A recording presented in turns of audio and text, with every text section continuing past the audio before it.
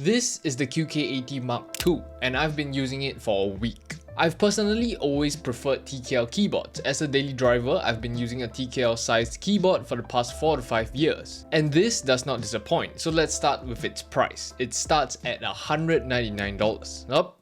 Stop. Lewis, $199, a little too pricey, expensive, not budget. I get it, alright, I get it. And that's fair, I get it, alright. In the current market that we have for custom keyboards, it's a little pricier compared to most of the keyboards we have seen. But in my opinion, the quality, features, and sound profile of this board really does make up for its price. Whoa. I think I got a parcel, hold on. I'm so sorry, I completely forgot I got these from Bai, from today's sponsor, Bai. Bai is a great place for keyboards as well as other merchandise from Pokemon or One Piece, or in general if you want to buy anything from Japan, then Bai is an extremely useful website for you to use. It's a site that places orders or bids on your behalf on Japanese shopping or auction sites and ships the items straight to you without any crazy service charges. This includes sites like Rakuten, Mercari, and Yahoo JP. So if you've been hunting something down, say a Kuji figurine, some Collab headphones, or my favorite one of all, Pokemon cards, be it older sets or newer sets or the sets that just got reprinted, Bai is extremely useful and helpful to help you get these items. It's really user-friendly, available in different languages, they ship worldwide, and honestly they have a very wide variety of shipping and payment methods. So if you haven't tried Bai and want to save some money at the same time, use my link down below or use this QR code to sign up to get a 10% discount code coupon. Once again, thanks so much to Bai for sponsoring this video. Let's get back to the board. The main components of the board comes in this carrying case, and we have our accessories in a separate box.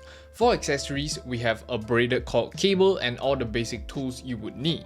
We also have an extra cable, USB dongle, gaskets, and extra feet, and last but not least, stabilizers. Now on to the main components. The PCB I have is the tri-mode non-flex cut PCB without perky RGB, equipped with hot swap sockets of course. They do have options for flex cuts and perky RGB if that is your preference. Moving on to plates, we have 5 different materials. We have FR4, POM, PC, aluminum, and carbon fiber. What I have with me is the FR4, aluminum, and PC plate, which I will be doing individual sound tests on. Of course, we have our foam kit, PE, plate, PCB, and case foam. Everything is pretty basic so far, it's what you would expect. But where the QK80 Mk2 really shines, it's its case. This is the spray coated white variant, and it looks really good. And my favorite feature on the case, this screen. It's probably the first time a screen has ever been integrated into this area of a TKL. At least I've never seen any other boards that are similar, but this screen placement is honestly one of the best. It maintains the functionality of a TKL without compromising too much, and at the same time maintain the aesthetics and usability of the screen. The screen itself has most of the basic features we are used to. It has 3 different built-in themes, it's able to display the date,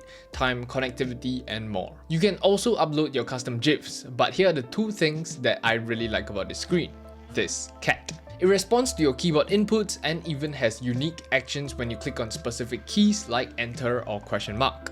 Now, the final feature, it's honestly very redundant, like very redundant. We don't need this on a keyboard screen, but it has Flappy Bird. Yes, you can play Flappy Bird on your keyboard or the screen of the keyboard. It's like pre-installed onto there. You don't need to do anything. You can play Flappy Bird. So let's move on. Now, aside from the screen, the case itself has a really nice modern aesthetic to it. The side profile really stands out, especially with all the different colorways. And as you all know, I really like having contrasting colors to create that two-tone look.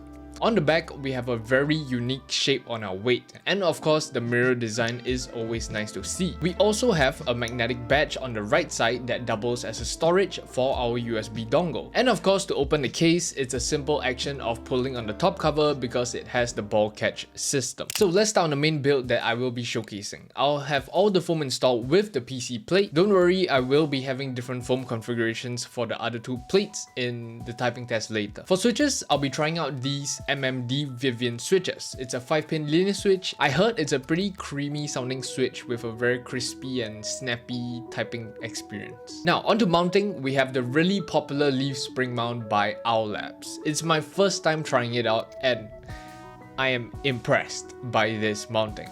I can fully understand the hype behind leaf spring mount by Collabs. The amount of flex it achieves, even with all the foam installed, it's very impressive. To finish up the build, there are no cables whatsoever. Both our PCB and our screen connects through a magnetic daughter board. So as you can tell, the building experience on this is very simple. Just like many of the boards we are seeing nowadays, there is basically no need for screwdrivers other than installing your stabilizers. To finish up the build, I decided to throw on my set of GMK Devoted, and with the white case, I really do like it.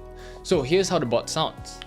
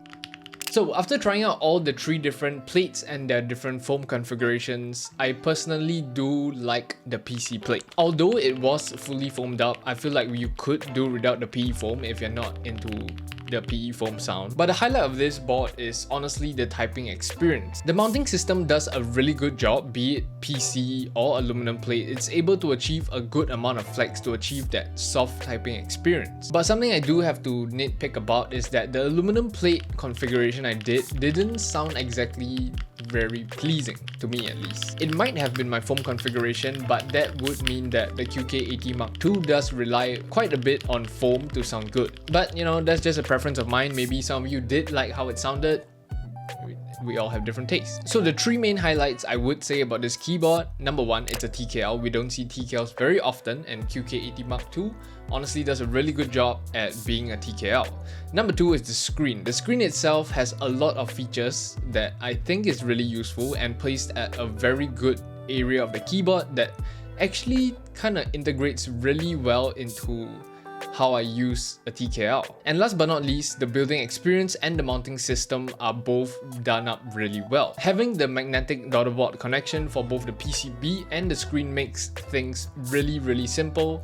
It's basically a toolless build. And the mounting system, of course, the amount of flex it achieves even on stiffer plates. I'm pretty sure even if you have all your foam installed with the stiffer plate, it would still achieve a subtle amount of flex that would feel really nice to type on. So for $199, I personally do not think it's overpriced. But that's for you to decide. I'm not here to tell you to buy this keyboard right away. I'm just here to showcase the features to the best of my ability. So you decide for yourself if this is worth your money and if you want to spend some money on a new keyboard. And if you're interested, it will be linked down below. And once again, thank you so much to Bai for sponsoring this video. If you guys are interested in getting anything from Japan, you should check out the link down below. So comment your thoughts on the QK80 Mk2 down below. Leave a like if you enjoyed this video, subscribe if you enjoy my content, and I'll see you guys in the next one.